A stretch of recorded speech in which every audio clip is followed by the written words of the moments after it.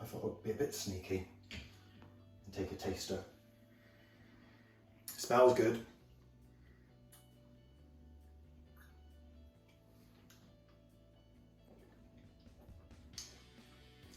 That's actually worked really well.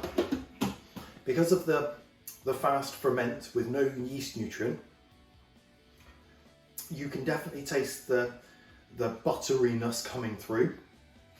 But the good thing about this is because of that little bit of malic acid we added at the beginning, what that's done is that's given you that little tart sharpness.